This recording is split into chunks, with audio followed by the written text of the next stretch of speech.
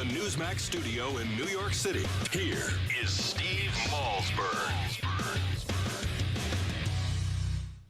I'm sorry, this is asinine.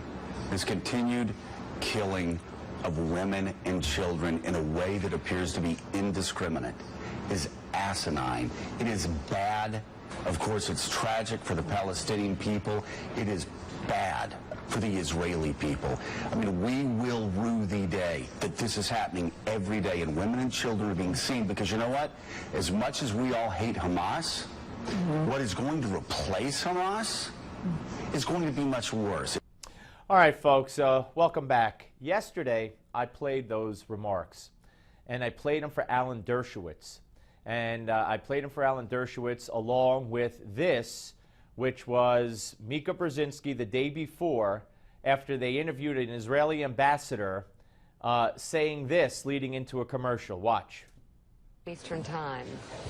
Still ahead, a new health care crisis. The U.S. Surgeon General is calling for immediate action to stop the rise of skin cancer. He'll explain why the new cause for concern. Keep it right here on Morning Jew. Joe. All right. Keep it right here on Morning Jew. Joe. If she said it on purpose, if she said it by accident, I don't know. I know her father is a virulent anti-Israeli former official, a State Department official for Jimmy Carter, who I believe is a virulent anti-Semite. Okay? That's my opinion. Now, I tweeted out what Alan Dershowitz said. I tweeted out the video of my interview with Alan Dershowitz yesterday, and I put Joe Scarborough in the tweet. And I said, shame. And I said, Alan Dershowitz rips Joe Scarborough, Mika, and her father. And I got some pushback from, I was accused, okay, put it this way, by people who I directly criticized, that I selectively cut off the video at that point. But you know what a favor I did Joe Scarborough by cutting off the video when I cut off the video at that point? Do you know what a favor? You know what he went on to say? I'm paraphrasing now, okay? In his, if we'll rue the day if Hamas is ever kicked out because you don't know what you're going to get, right? He went on to say, you might get Muslim extremists, not just some people who want to gain power. My head spun around, okay? As if Hamas aren't Muslim extremist Islamic terrorists who kill women and children on purpose. Okay? I mean, I did Joe a favor. And if it wasn't for the fact that I heard from him, I would not have even brought it up again. But I went and listened to the rest of his statement because he accused me of cutting it off arbitrarily and it made it look bad. No, I did him a favor. He misunderstands or on purpose misdefined who Hamas is, and then said we may get a group, a radical Islamic group, which is what we have now.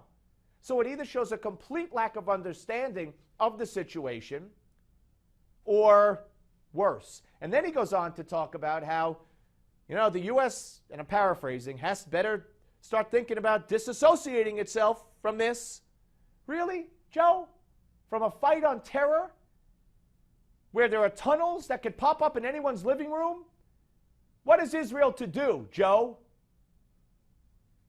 Well, Morning Jew, Mika. And then they put her father on to trash the heck out of Israel worse than Joe Scarborough would ever trash the heck out of it.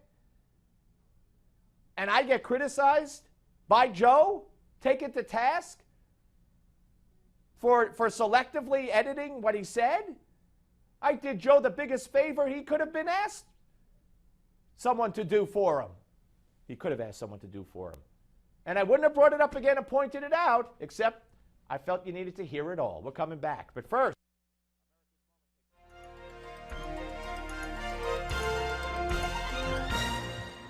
by mid-1944, German military occupation engulfed the continent of Europe, while across the English Channel, an armada of men and equipment was preparing to take it back. On the 5th of June, Allied armies from the United States, Great Britain, and Canada joined those from Australia, Belgium, Czechoslovakia, France, Greece, New Zealand, Norway, Poland, and the Netherlands and set sail for the Normandy coast. But they weren't all soldiers. At morning's first light, London bureau chief for the future NBC radio network, George Hicks, broadcasting live from the deck of an American ship, provided Americans back home with a front row seat. Here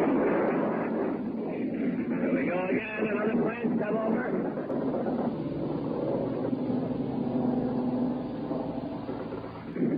Right over our port side. Rangers are making an arc right over our bow now.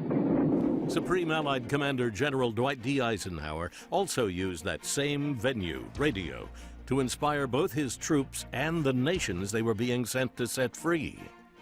The tide has turned. The free men of the world are marching together to victory. The date was D-Day, June 6th, 1944.